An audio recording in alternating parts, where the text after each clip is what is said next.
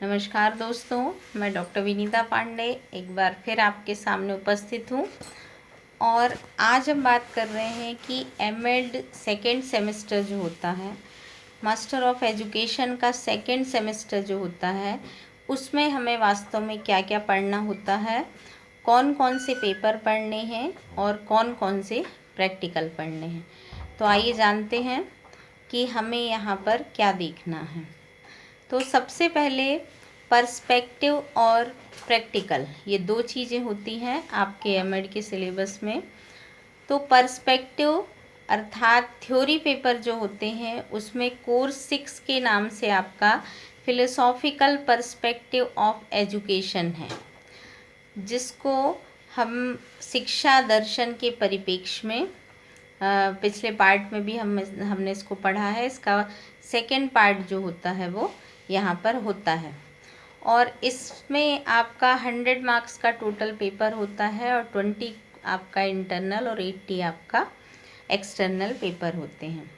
Course 7 जो कहलाता है रिसर्च एनालिसिस इंटरप्रिटेशन का पेपर है, जिसमें हमको रिसर्च से रिलेटेड जो कोर्स होता है वो पढ़ना होता है। रिसर्च मेथोलॉजी का सेकंड पार्ट है ये, कि हम रिसर्च में एनालिसिस और इंटरप्रिटेशन किस प्रकार से करते हैं। तो थ्योरी का पार्ट आपका 80 और प्रैक्टिकल का पार्ट 20 इसमें भी होता है। इसके बाद आता है आपका स्पेशलाइजेशन कोर्स, जो कोर्स आपको सेकेंड एडवांस लेवल कहलाता है, जिसमें आपको 3 से 4 सब्जेक्ट दिए गए हैं और उसमें से कोई एक आपको चूज़ करके लेना पड़ता है। अधिकांश कॉलेज जो होते हैं वो आपको स्पेशल एजुकेशन कहते हैं या एजुकेशनल टेक्नोलॉजी कहते हैं, एजुकेशनल मैनेजमेंट कहते हैं और एडमिनिस्ट्रेशन और गाइडेंस एंड काउंसलिंग जो है यहाँ पर लेते हैं। तो आपका एक ही आपका ऑप्शनल सब्जेक्ट है जो आपके अपनी पसंद का होता है और यहाँ भी 80 और 20 का रेशियो काम करता है। फिर हम कोर्स 8 में आते हैं, जहाँ हमको डिज़र्टेशन प्रपोज़ल लिखना होता है।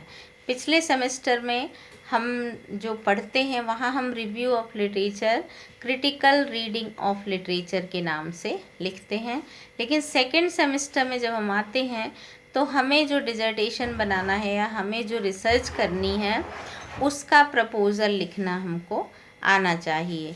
तो शोध योजना जो होती है यहाँ पर हम बनाना सीखते हैं और ये 100 मार्क्स का होता है, जिसमें आपको 50 जो है वो एक्सटर्नल का होता है और 50 जो है वो इंटरनल होता है।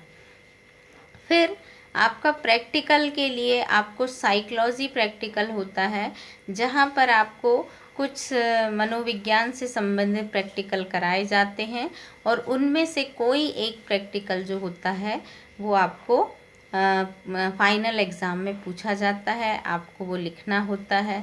उसके लिए आपको सब्जेक्ट भी लाना होता है, कुछ सब्जेक्ट पर हम टेस्ट अप्लाई करते हैं और उसके बाद उसका जो रिज़ल्ट आता है उसके आधार पर वाइवा होता है। साइकोलॉजी प्रैक्टिकल की एक फ़ाइल भी बनानी होती है। तो ये सारी चीज़ें जो हैं वो हमारे सेकेंड सेमेस्टर में होती है। बहुत सारे विद्यार्थियों के सवाल होते हैं कि मैडम ये कैसे करना है, सेकेंड में क्या होगा। तो घबराएं नहीं, बहुत अच्छे से पढ़ाई करें। आप सिलेबस के आधार पर पढ़ाई कीजिए। बहुत सारी चीज़ों के वीडियो मैं समय समय पर देती हूँ, आप उनको देखिए, उनसे अपने कॉन्सेप्ट क्लियर कीजिए। और रिसर्च मेथोलॉजी पर भी मैंने बहुत सारे वीडियो बनाए हैं, बनाते जा रही हूँ, तो उसको आप देखें, पढ़ें और समझें। और जो भी चीज़ समझ में ना आए उसके बारे में मुझे कमेंट करके कमेंट बॉक्स में बताएं कि मैडम ये वाली चीज़ हमें और बताइए। मैं पूरी कोशिश करूँगी आपकी समस्याओं का समाधान करने के लिए।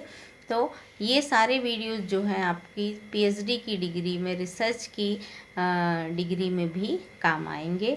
तो आशा है कि आप बहुत अच्छे से देखेंगे, पढ़ेंगे और मेरे इस वीडियो को ज़्यादा से ज़्यादा शेयर करें, लाइक करें और सब्सक्राइब करें। आज के लिए बस इतना ही।